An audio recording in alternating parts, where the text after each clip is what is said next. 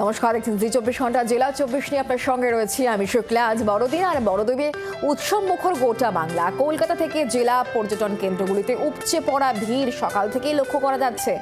বড়দিনের আনন্দ চেটে পুটে নিচ্ছেন প্রত্যেকে, পিছিয়ে নেই দুর্গাপুর থেকে হাওড়া। দেখতে পাচ্ছেন বড়দিনের আনন্দ আলোর মালায় সেজে উঠেছে শহর কলকাতা। বিভিন্ন চার্চগুলো সেজে উঠেছে, সকাল থেকেই মানুষের ভিড় দেখা যাচ্ছে শহর কলকাতার বিভিন্ন গুরুত্বপূর্ণ জায়গা ছাড়াও বিভিন্ন জেলা থেকেও ছবি আসছে, যেখানে দেখা যাচ্ছে 8 থেকে 80 প্রত্যেকেই বিভিন্ন দর্শনীয় স্থানগুলোতে চলে গিয়েছেন।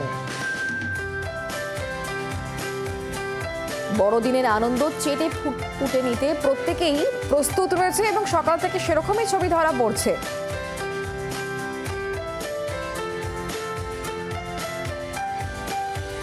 আমরা এই মুহূর্তে কথা বলবো ব্যান্ডেল চার্চের ছবিটা এই মুহূর্তে কেমন জানবো আমরা। বিধান সরকার এই মুহূর্তে আমাদের সঙ্গে রয়েছেন, আমাদের প্রতিনিধি সরাসরি। বিধান, এর আগেও বেশ কয়েকবার তোমার সঙ্গে কথা হয়েছিল, তুমি জানাচ্ছিলে যে ব্যান্ডেল চার্চে আসেন না, হুগলির মানুষ এমনটা তো হয়ই না, হুগলি কেন দূর দূরান্তের মানুষ আসেন আজকের এই বিশেষ দিনে ব্যান্ডেল চার্চে। এই সন্ধ্যেবেলায় ব্যান্ডেল চার্চ কতটা জমজমাট?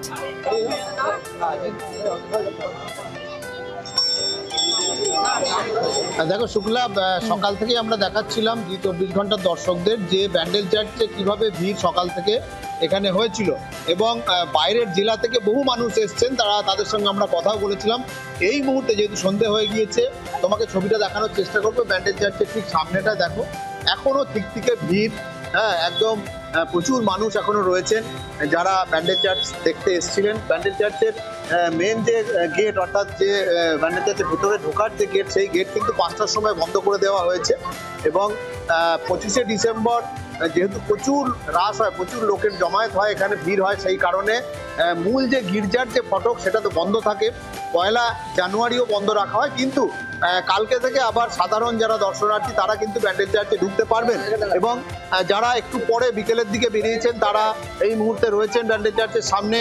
অনেকে এসছেন, একটু কথা বলার চেষ্টা করবো। দাদা, কোথা থেকে এসছেন, কিরকম দেখছেন? সব ভালোই আছে, পান্ডু থেকে এসছি, আমি জানি না, লেকিন তো আজকে দিন বন্ধ হবার উচিত না, সপ্তাহটা একটু ওয়েট করতো। আলো দিয়ে খুব সুন্দর সাজিয়েছে। কিন্তু একদম ছোট্ট একজন বাচ্চা রয়েছে, একটু কথা বলবো। দাদা, কোথা থেকে এসছেন? আমরা উত্তর দিনাজপুর থেকে। আচ্ছা, এখানে কি কোথাও উঠেছেন? আমরা এখানে পিসির বাড়িতে আসছিলাম, ঘুরতে আসলাম। এটা আমাদের নাম শুনে? হ্যাঁ, নাম শুনে আসলাম। এমনি জানি যে এটা আমাদের রাজ্যের সবচেয়ে বড় চার্চ আছে, তাই দেখার জন্য ইচ্ছা হলো আসলাম, কিন্তু আসে দেখলাম যে বন্ধ আছে। উত্তর দিনাজপুর থেকে এসছেন দিদি, খুব ভালো, মানে এই যে আলো দিয়ে সাজানো হয়েছে খুব সুন্দর। হ্যাঁ, খুব সুন্দর লাগছে, খুব সুন্দর লাগছে। একই জায়গা থেকে আসছি আমরা, হাজবেন্ড ওয়াইফ।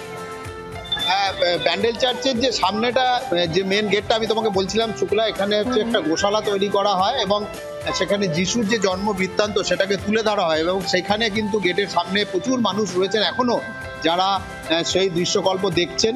পাশাপাশি বাইরে থেকে যে গির্জার একটা অপূর্ব রূপ, অর্থাৎ পুরোটাই কিন্তু আলো দিয়ে সাজানো রয়েছে ব্যান্ডেল চার্চ। এমনিতে কিন্তু যে মোজাইক টালি সেটা দিয়ে পুরোটা ভরাট করা রয়েছে, কিন্তু ব্যান্ডেল চার্চের এই যে প্রাচীন যে গির্জা, সেই গির্জা প্রায় 400 বছরেরও বেশি পুরনো।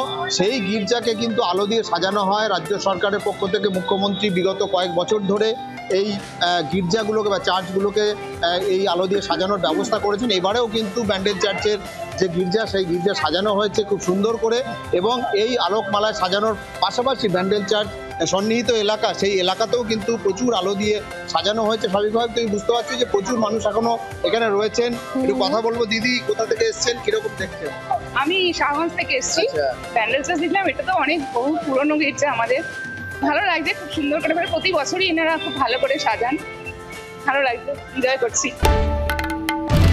বাংলার আওয়াজ, বাঙালির আবেগ, জি 24 ঘন্টা।